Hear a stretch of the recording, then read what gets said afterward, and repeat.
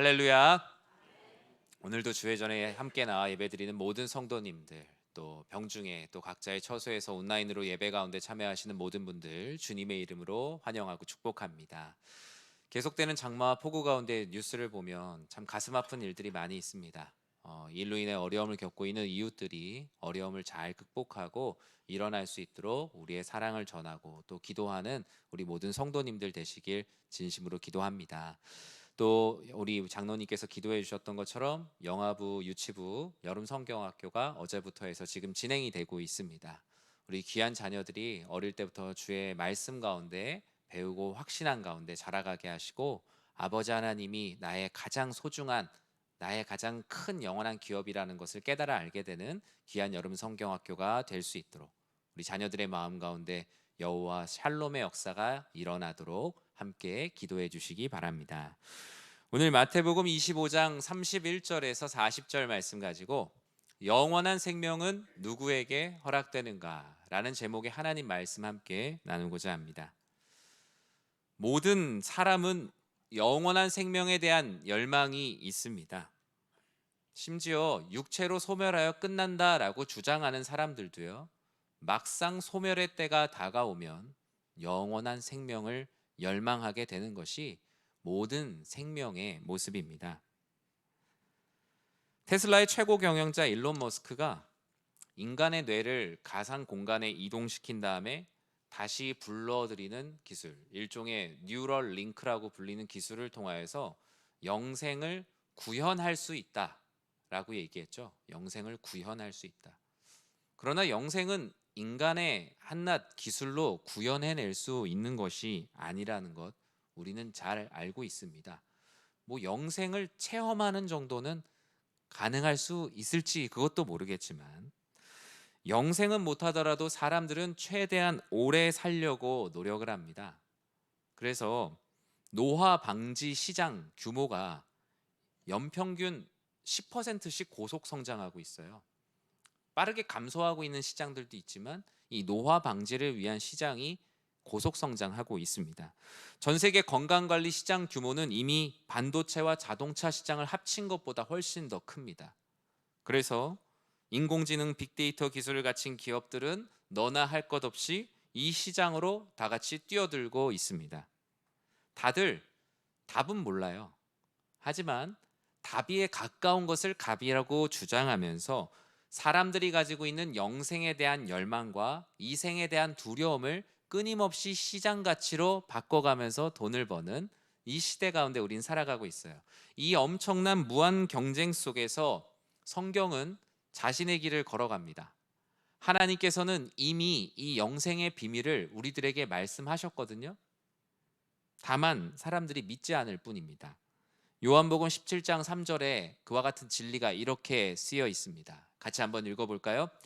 영생은 곧 유일하신 참 하나님과 그가 보내신 자 예수 그리스도를 아는 것이니이다. 아멘. 여러분 이 말씀 믿으십니까? 너무 명료해요.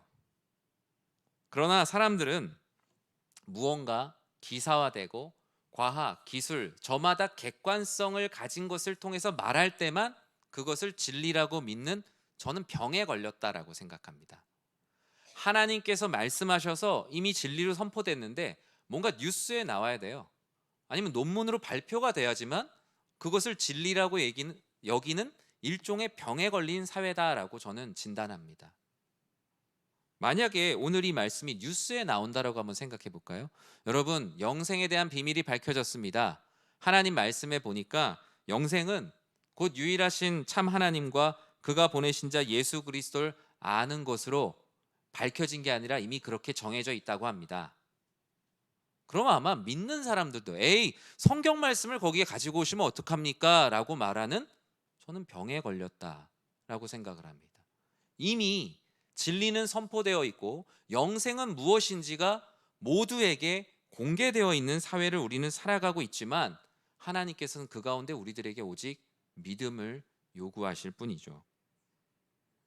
예수님께서 요한복음 3장에서 니고데모에게 하셨던 말씀을 기억할 겁니다. 하나님이 세상을 사랑하사 독생자를 주셨으니 이는 그를 믿는 자마다 멸망하지 않고 영생을 얻게 하려 하심이라. 이것은 니고데모에게만 준 말씀이 아니라 영생에 대해 궁금해하는 모든 인류에게 주신 영생의 진리이죠. 그러나 사람들은 자신이 이해할 수 있는 방법으로 영생을 이해하려고 합니다. 그래서 과학기술과 아니면 유명한 사람들의 권위 있는 말이 있어야지만 영생을 진리로 믿게 되는 일종의 병에 걸렸다라는 것이죠. 하지만 예수님께서 보실 때 그 모습은 넓은 백사장에서 바늘을 찾는 격입니다. 그와 같은 인간이 이해하는 영역 안에서 영생을 가둬두려고 하면 영생을 받을 수 없다라고 분명히 말씀하시죠. 이미 예수님은 백사장에서 바늘 찾는 사람들을 많이 만났거든요. 마태복음 19장 16절에 이런 사람을 만났습니다. 같이 한번 읽어보겠습니다. 어떤 사람이 주께 와서 이르되 선생님이여 내가 무슨 선한 일을 하여야 영생을 얻으리까? 아멘. 이 젊은 청년은 영생을 공로로 여겼어요. 내가 무언가를 투입하면 아웃풋으로 나오는 것으로 영생을 이해했어요. 그래서 율법을 다 지켰단 말이에요. 본인이 생각할 땐. 그런데 예수님이라는 분이 영원한 생명을 얘기하시는데 그러면 이 영생은 또 내가 뭘 지켜야 얻을 수 있는가? 그는 지키고 행해야만 영생을 얻는다라는 이 오류 속에서 살아가고 있는 거예요. 예수님은 그 오류를 완전히 깨뜨리고자 하셨죠. 뭐라고 말씀하셨어요? 그런 방식으론 낙타가 바늘귀 들어가는 것보다 더 어려울걸? 백사장에서 바늘을 찾는 게 차라리 나을걸이라고 말합니다. 그 말은 뭐입니까? 일말의 가능성이 없다는 얘기예요. 어쩌다가 찾을 수 있다는 게 아니라 불가능하다라는 말씀입니다. 그렇다면 종말의 때를 살아가는 이 마라나타, 아멘 주 예수여 오시옵소서라는 신앙으로 살아가는 우리들이 영생을 허락받기 위해, 영생의 상속자가 되기 위해 기억해야 될 것은 무엇일까요? 성경 말씀 안에 수많은 곳에서 말씀하고 있지만 저는 오늘 마태복음 25장에 있는 예수님의 비유를 통해서 여러분들과 그 말씀을 나누고자 합니다.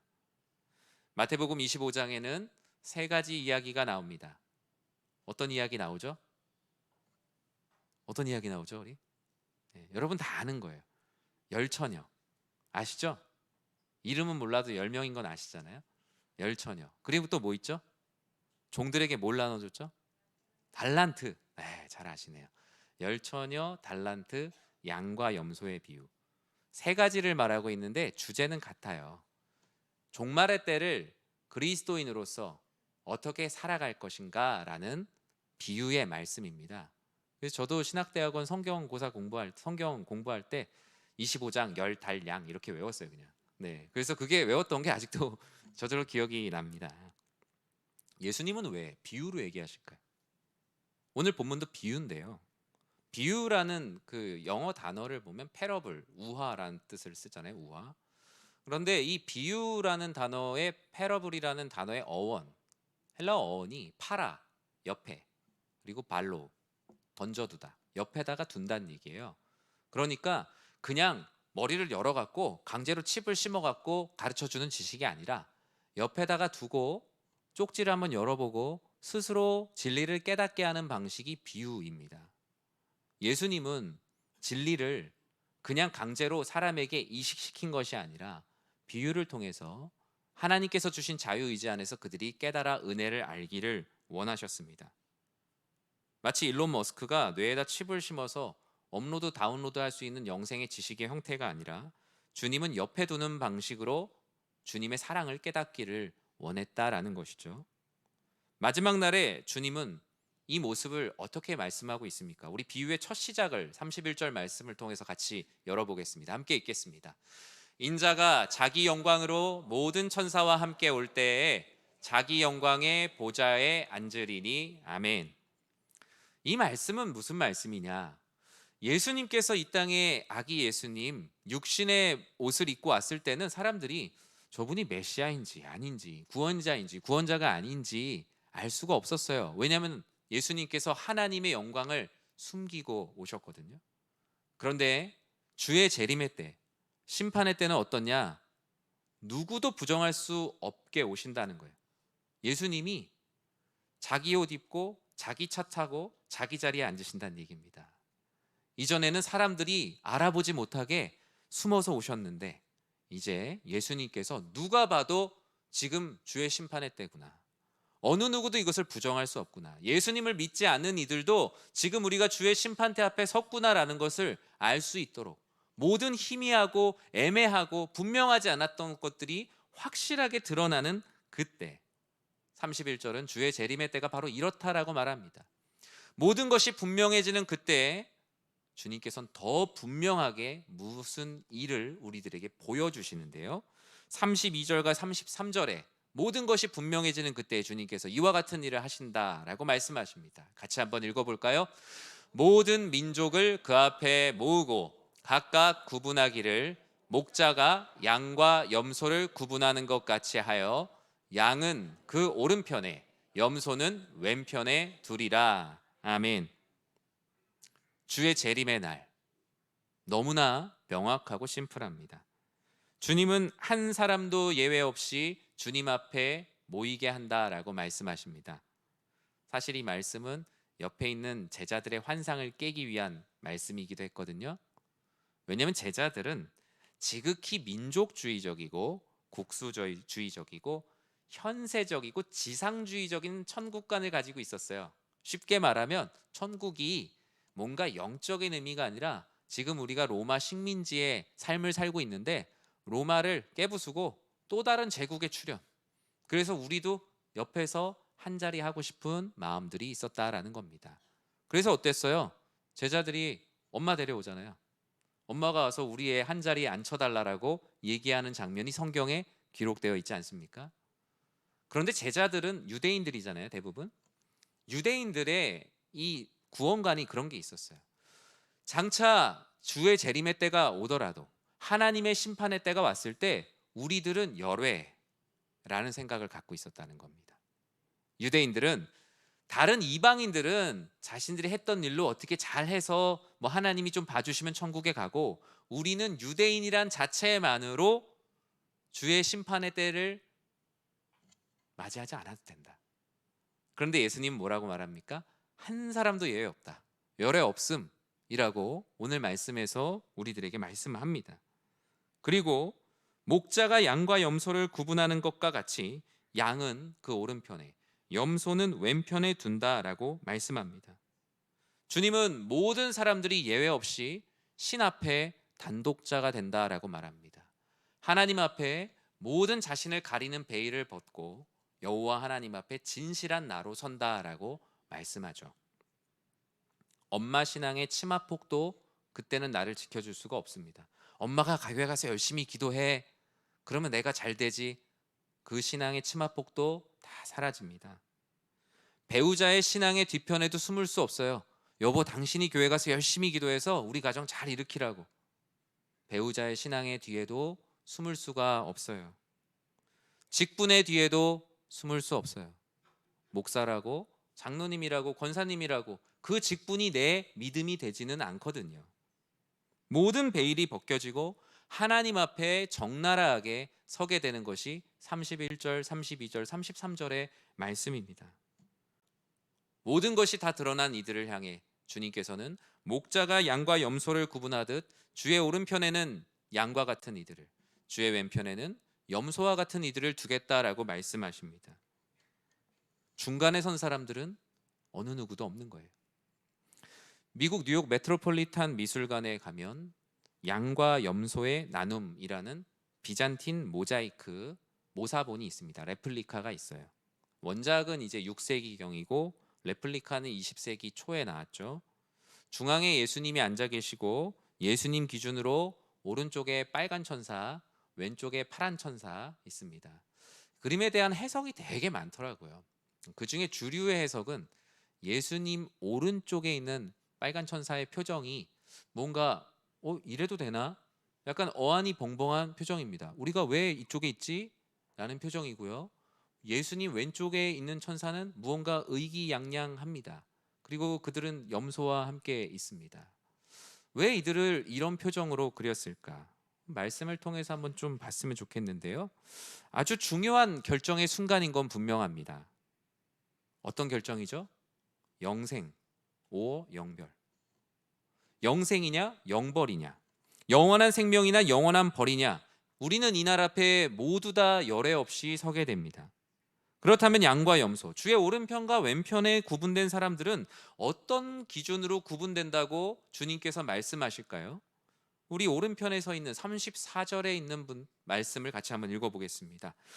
그때 임금이 오른편에 있는 자들에게 이르시되 내 아버지께 복받을 자들이여 나와 창세로부터 너희를 위하여 예비된 나라를 상속받으라. 아멘.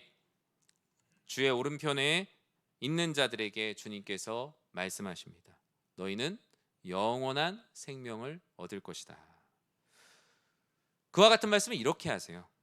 내 아버지께 복받을 자들이여, 나의 오른편에 선 자들아, 나의 양들아, 내 아버지께 복받을 자들이여 라고 선포합니다.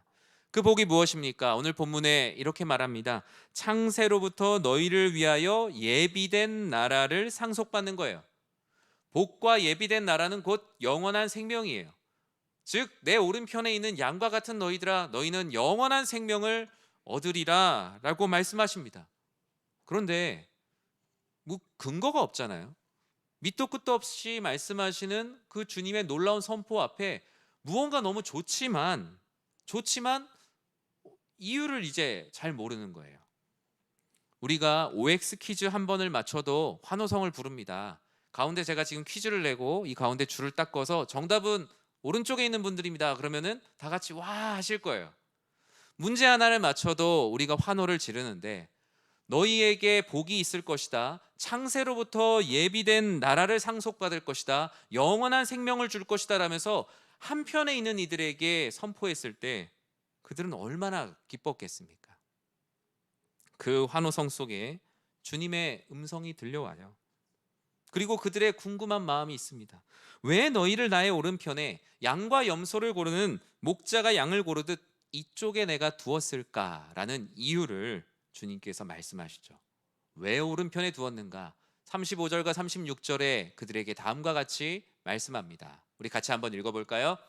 내가 줄일 때에 너희가 먹을 것을 주었고 목마를 때에 마시게 하였고 나그네 되었을 때에 영접하였고 헐벗었을 때에 옷을 입혔고 병들었을 때에 돌보았고 옥에 갇혔을 때에 와서 보았느니라. 아멘. 오늘 말씀은 지난주 말씀의 연장선입니다. 지난 주일 말씀 여러분 기억하시죠? 저만 기억하고 있는 건 아니죠? 네. 믿음의 일상은 사랑으로 시작된다라는 말씀을 나눴습니다. 히브리서에 있는 말씀이었는데요. 우리의 믿음이 예배당 안에 갇혀 있는 믿음이 아니라 예배당 밖 일상에서 믿음의 삶을 살아야 된다. 그 삶을 살기 위해서는 형제를 사랑하고 손님을 그리스도 예수의 이름으로 대접하고 갇힌 자와 학대받는 자를 생각하고 그들의 마음을 읽으며 그들을 사랑하는 일들을 시작하라. 머리에서 시작하는 것이 아니라 너의 손과 발이 그곳으로 나아가라. 그것이 믿음의 일상을 시작하는 것이라는 말씀을 나눴습니다. 우리의 믿음이 예배당 안에 갇혀있는 종교 행위가 아니었고 너희의 일상이 믿음으로 살아냈다는 증거가 바로 주님께서 양을 고르듯 주의 오른편에 두는 사람의 삶입니다. 주님은 말씀하시죠. 나는 너희들을 양을 고르듯 골랐고 나의 오른편에 두었다. 내가 부르는 이들은 바로 이와 같은 이들이다. 그런데 그들은 믿기지가 않아요. 왜냐하면 주님께서 지금 뭐라고 말씀하세요? 임금이라는 이름으로 이제 오셔서 이 나라의 왕으로 오셔서 너희가 내가 배고플 때 밥을 줬고 목마를 때 물을 줬고 옷이 없을 때 옷을 줬고 감옥에 갇혀 있을 때 옥바라지를 했다고 하는데 오른쪽에 있는 사람들은 사실 기억이 잘 안 나는 거예요. 나는 예수님을 만난 적이 없는데 예수님이 감옥에 갇혔을 때 내가 사식을 넣어드린 적도 없는데 혹시 잘못 알고 계시는 것 아닐까? 그들은 자신들의 심경을 주님께 솔직히 고백해요. 오늘 본문에서 뭐라고 고백하냐면요. 주님, 죄송한데 제가 사실 주님이 배고프신 모습을 만나보질 못했습니다. 주님이 목마르신 모습도 보지 못했고요. 헐벗은 모습도 병든 모습도 옥에 갇힌 예수님의 모습도 그 임금님의 모습을 저희는 만나보질 못했습니다. 그런데 주님께서 주님을 섬기셨다고 하니까 저희가 사실 좀 면목이 없고 잘 모르겠습니다. 저희가 이 오른편에 서 있어도 되는 겁니까? 자신들이 어떤 의를 행했는지 모르는 그들에게 그들이 얼마나 의로운 삶을 살았는지 주님은 말씀하시죠. 40절 말씀 같이 한번 읽어볼까요? 임금이 대답하여 이르시되 내가 진실로 너희에게 이르노니 너희가 여기 내 형제 중에 지극히 작은 자 하나에게 한 것이 곧 내게 한 것이니라 하시고 아멘. 여러분이 예수님께 이런 질문을 했다고 생각해 보세요. 예수님, 저는 주님을 만난 적이 없고 주님을 향해 제가 어떤 일을 했는지 모르겠는데 저를 오른편에 이렇게 두시다니요. 저에게 공로가 없는데 혹시 잘못된 거 아닙니까? 겸손한 마음으로 질문했는데 예수님이 여러분에게 나는 너의 모든 삶을 보았고 너가 지극히 작은 자 하나에게 한 모습을 나는 보았는데 그것이 사실 나라고. 지극히 작은 자에게 한 모든 것이 바로 내가 말한 나에게 한 것이라고 말씀하세요. 의인들은 전율을 느끼죠. 내가 살아온 모든 순간을 주님께서 보고 계셨구나. 사람들이 볼 때 내가 엄청 대단한 믿음의 막 공로를 세우고 대단한 일을 한 것은 아니지만 그때 그 사람을 돕고 주님의 이름으로 사랑하고 기도했던 모든 순간들을 주님께서 다 알고 계셨구나. 주님은 이 같은 말씀을 하셨고 아마 이쪽에 있는 많은 사람들은 뜨거운 눈물을 흘렸을 거예요. 그들은 선행의 공로로 구원받은 사람들이 아니에요. 주님의 오른편에 있는 사람들은 지금 공로상을 받는 자리가 아니라 너희는 하나님 나라의 상속자라 택함을 받은 자리예요. 주님 앞에 우리가 공로를 자랑하면 얼마나 자랑할 수 있겠어요. 하지만 주님께서 그 작은 순간순간이 너희의 믿음의 삶이었다며 주님께서 그들을 의인이라고 부르시잖아요. 오늘 본문에 보면 의인이라고 부릅니다. 사랑하는 성도 여러분, 신앙생활은 하나님 앞에 공을 세워서 천국에서 공로패를 받는 게 아닙니다. 줄 서서요. 예전에 그런 설교들을 많이 했었다 그러더라고요. 뭐 열심히 일하면 그 뭐죠? 황금 면류관을 받고 뭐 열심히 봉사 안 하면 개털 모자 쓴다고요? 네, 그런 설교가 예전에 많이 있었어요. 물론 그것은 이 땅 가운데 신앙생활을 열심히 해야 된다라는 큰 맥락 안에선 이해가 되지만 실제로 황금 면류관 개털 모자 뭐 부끄러운 구원 그런 거 없어요. 그냥 오른쪽이에요. 그런데 사람들은 그 오른쪽에서 내가 더 오른쪽 그리고 조금 중앙선에 있는 오른쪽이 자꾸 구분하고 싶어 하는 게 사람의 심리거든요. 합격했으면 감사한데 내가 몇 등이었는지 합격한 사람 중에서도 확인하고 싶어 하는 게 사람의 심리고 그 심리를 잘 이용해서 교회가 열심히 섬기는 사람들을 막 독려하기도 해요. 그런데 예수님은 그냥 오른쪽 왼쪽이에요. 예수님께서 영원한 생명을 공로패처럼 주시는 게 아니라 은혜를 구하고 진실하게 사는 이들에게 너는 나의 아들이다. 너는 나의 나라의 상속자다. 내가 이미 예비된 것을 너에게 주겠다라고 말씀하세요. 거저 주시는 은혜를 너희들은 구해라 라고 말씀합니다. 저는 우리 사랑하는 성도님들이 주님의 앞에 섰을 때 공로패를 달라고 말하는 분들이 아니라 주님 거저 주시는 은혜에 감사합니다. 그 영원한 나라의 상속자가 되게 하심을 감사합니다라며 그 어안이 벙벙한 모습으로 구원의 놀라운 은혜를 경험하는 모두가 되시길 주님의 이름으로 간절히 축원합니다. 41절에 보면 우리 왼편에 있는 사람들의 이야기가 이제 좀 궁금하지 않으세요? 왼편에 있는 사람들에게 예수님께서 뭐라고 하셨을까? 우리 41절 말씀 같이 한번 읽어보겠습니다. 또 왼편에 있는 자들에게 이르시되 저주를 받은 자들아 나를 떠나 마귀와 그 사자들을 위하여 예비된 영원한 불에 들어가라.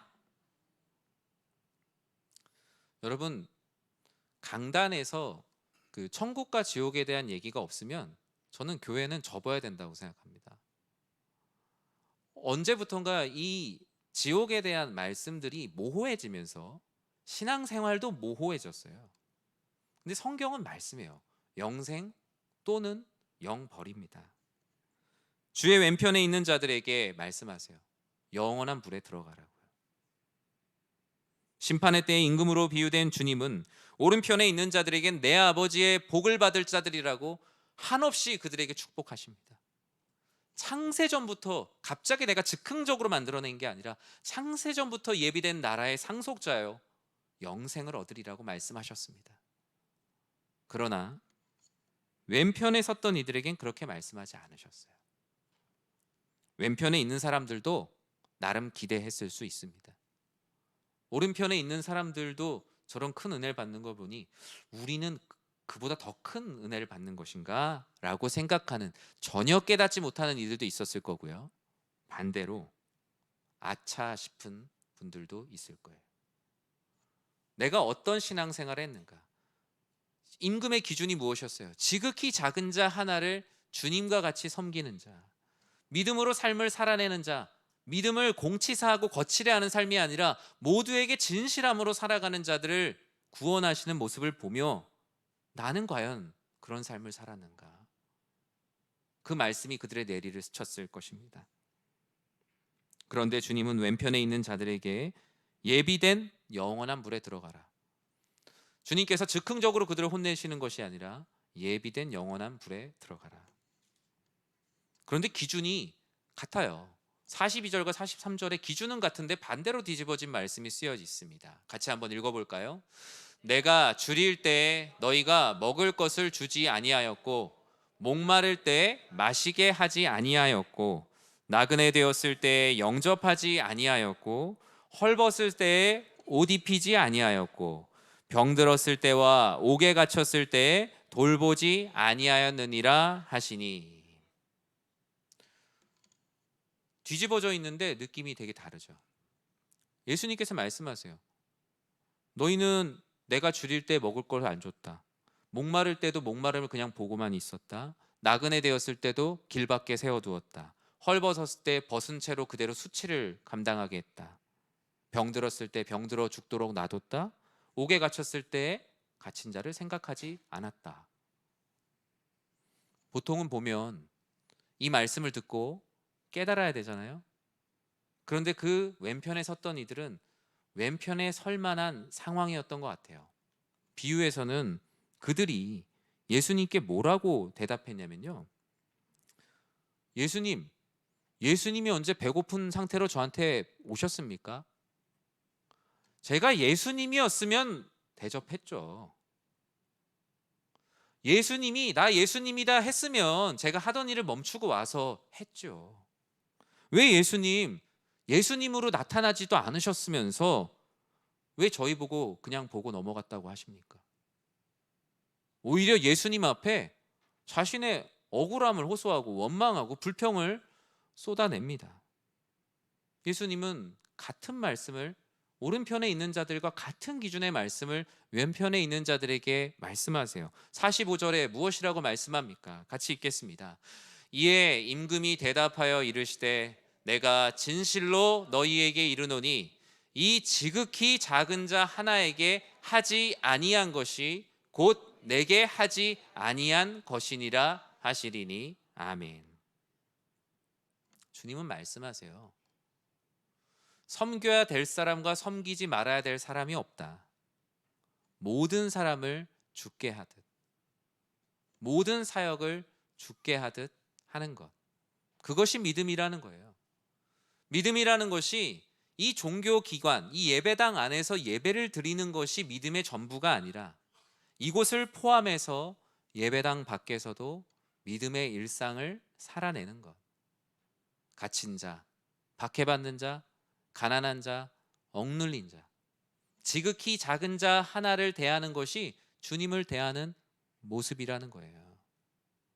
그 교회가 어떤 교회냐라는 기준이 여러 가지 많이 있죠.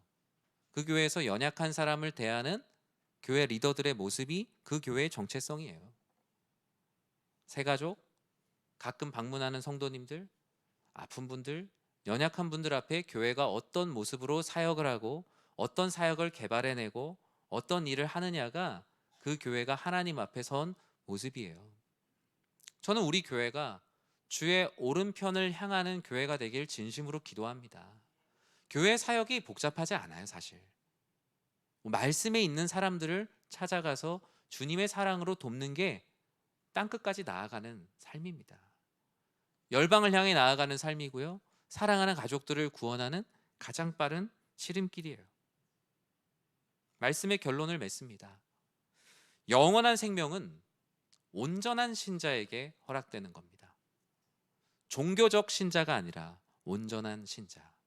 우리의 일상 또한 믿음으로 살아내려고 발버둥 치는 사람들. 이런 설교를 하면요, 사실 개인적으로 되게 부담이 돼요. 저도 완전한 사람이 아니잖아요. 그런데 성도로서 저도 노력하고 있고, 목사로서 잘 살려고 발버둥 치며 살아갑니다. 그런데 때로는 저도 연약한 모습이 많아서 저 때문에 시험에 드는 성도님들도 계실 거예요. 하나님께서 보실 때 제 모습을 보면서 답답할 수도 있으실 거예요. 하지만 제가 향하는 방향은 오직 하나님의 영광을 위해서, 또 지극히 작은 자 하나를 주님의 마음으로 섬기고자 하는 그 방향은 설정되어 있어요. 여러분도 그렇지 않으십니까? 여러분의 삶의 방향을 끊임없이 모든 사람을 주께 대하듯 향하는 삶으로 방향을 끊임없이 꺾는 삶을 주님께서 원하세요. 완전한 삶이 아니라 발버둥 치는 삶을 원하세요. 몇 점이냐가 아니라 주의 궁극적인 목적을 향하는 삶. 예배당 밖에서의 신앙이 한결같은 사람, 어느 누구에게나 동일하게 섬기려고 노력하는 사람. 우리는 죄인이라서 때론 우리가 한 일을 공치사도 하고 싶고 거칠애도 하고 싶어요. 그 당연합니다. 그래도 지극히 작은 자를 주님처럼 섬기고자 하는 사람, 영원한 생명은 그러한 온전한 신자에게 허락된다. 온전하려고 하는 신자에게 허락된다라고 말씀합니다. 온전하니면 공로가 되겠지만 온전하려고 하는 자, 온전해지지는 못했지만 온전하려고 하는 자에게 은혜를 부어주시는, 그것이 바로 영원한 상속자가 받는 놀라운 은혜입니다. 그래서 우리는 누군가에게 보이기 위한 신앙생활을 할 필요가 없어요. 내가 이만큼 했다, 내가 이만큼 봉사했다, 내가 이만큼 섬긴다, 안 드러내도 됩니다. 왜요? 주님께서 다 아시거든요. 주님께서 결국 다 오른편에 세워주실 거고, 그 오른편에서 100명 중에 100등을 해도 아무런 상관이 없어요. 주님께서는 주님 앞에 진실한 모습으로 살아가면 된다 라고 말합니다. 오히려 자랑하지 않는 게 유익해요. 주님 앞에 여러분 어떤 모습으로 서시겠습니까? 주의 재림의 때에 주님, 제가 주님을 위해서 어떻게 섬겼는지 잘 모르겠는데 저를 이렇게 오른편에 두시다니요, 그 은혜에 너무나 감사합니다 라면서 그 어안이 벙벙한 모습으로 주의 재림의 때에 은혜를 받으시겠습니까? 아니면 주의 재림의 때에 아니 주님 나타나지도 않으셨으면서 왜 제가 주님을 안 섬겼다고 주님 앞에 역정을 내는 왼편에 있는 사람의 삶을 사시겠습니까? 답은 너무나 당연하죠? 전자의 삶입니다. 제가 좋아하는 톨스토이 단편선에 보면 사랑이 있는 곳에 신이 있다라는 하나의 에피소드가 있습니다. 내용을 소개해 드릴게요. 주인공 마틴은 아내랑 자녀를 이미 하늘로 떠나보냈어요. 얼마나 슬퍼요. 삶에 의욕이 없어요. 그런데 동네 어르신이 그 마틴에게 찾아와서 성경을 읽어보지 않겠냐고, 하나님 말씀을 읽어보지 않겠냐고 성경을 줍니다. 근데 뭐 어르신이 주니까 안 받을 순 없고, 집에 성경을 놔뒀다가 어느 날 마음이 너무 힘들어서 그 어르신이 주신 성경을 읽었어요. 그런데 읽는 순간 놀라운 일이 일어났어요. 그 안에 있는 그 활자가 정말 하나님 말씀으로 찾아오기 시작하는 거예요. 그냥 단순한 감동이 아니라 주님의 음성이 똑똑히 들리기 시작하는 거예요. 너무나 신기했어요. 그러던 도중에, 말씀을 읽는 도중에, 여느 때와 같이 묵상하던 도중에 예수님께서 말씀하셨어요. 너는 내일 길에 나가라. 내가 너를 만나겠다고. 길에서 내가 너와 만나겠다라고 약속을 하시는 거예요. 놀라운 은혜를 받고 다음 날이 되기까지 기다렸다가 아침 일찍 길에 나갑니다. 그런데 예수님이랑 생각해 보니까 몇 시에 만난다는 약속을 안 했어요. 일단 일찍 나갔죠. 너무나 위대하신 분이시니까 일찍부터 나가서 기다리는 게 맞잖아요. 근데 안 오세요. 너무나 기다리던 도중에 웬 어르신 늙은 청소부가 추운데 막 청소를 하고 있는 거예요. 그래서 차를 같이, 뜨거운 차라도 한 잔 마시면서 같이 차를 마시면서 기다렸어요. 그런데 안 오세요.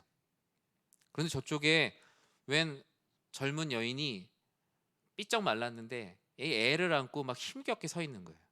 그래서 기다리는데 배고플 것 같아서 싸왔던 밥을 나눠줍니다. 그런데도 안 오세요. 근데 할머니랑 손주랑 길에서 엄청 싸우고 있는 거예요. 근데 할머니랑 손주랑 싸우기가 쉽지가 않잖아요. 근데 할머니랑 손주랑 길에서 엄청 싸우고 있어서 말려야겠다 싶어갖고 가서 말렸어요. 잘 화해를 시키고 그때까지도 예수님이 안 오시는 거예요. 밤이 돼도 안 오셔서 집으로 돌아왔습니다. 여느 때와 같이 하나님 말씀을 묵상하던 도중에 하나님께 이거 물어봐야겠는 거예요. 하나님, 오늘 저랑 만나시겠다고 하시고 왜 안 나오셨습니까? 왜 제 약속에 노쇼 하십니까? 그런데 예수님께서 말씀하셨어요. 뭐라고 하셨을까요? 나는 오늘 너를 3번 만났다. 그런데 너는 나를 못 알아보더라. 그런데 너는 그들을 나와 같이 대하더라. 큰 감동을 받았죠. 그리고 나서 성경을 폈더니 오늘 말씀 마태복음 25장 40절이 펼쳐져 있더라 라는 이야기입니다. 마틴의 마음 가운데 어떤 마음이 들었을까요? 그는 어떤 삶을 살게 됐을까요? 지극히 작은 자 하나를 주님과 같이 바라보며 살아가게 됩니다.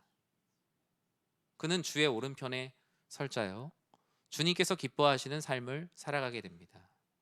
영원한 생명의 비밀을 안 자로 하루하루의 신앙이 즐겁고 오늘 내가 어떤 사람을 만날지를 기대하게 돼요.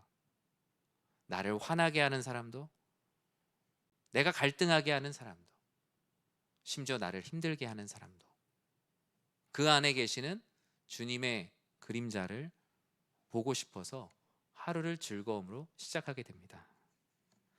전 여러분의 삶이 이런 삶이 되시길 진심으로 축복합니다. 예수님을 예배당 안에 지방령으로 만들지 마세요. 예수님은 여러분의 삶의 모든 사람들 간의 만남 가운데 함께 하시고, 여러분의 고통의 순간 가운데도 함께 고통받고 계시고, 기쁨의 순간에도 함께 박수치고 계시며, 우울한 순간에도 함께 그 우울함을 감당하고 계세요. 그런 자들을 생각하십시오. 지극히 작은 자에게 나아가는 것이 교회의 사역입니다. 그것이 바로 그런 마음을 가진 자들이 날로 넘치는 것을 우리는 부흥이라고 말합니다. 우리 사랑하는 성도님들의 삶이, 오늘 말씀에서의 그 질문이 무엇입니까? 말씀의 제목이 무엇입니까? 영원한 생명은 누구에게 허락되는가? 저는 이 허락이 여러분들의 삶 가운데 임하길 주님의 이름으로 간절히 축원합니다.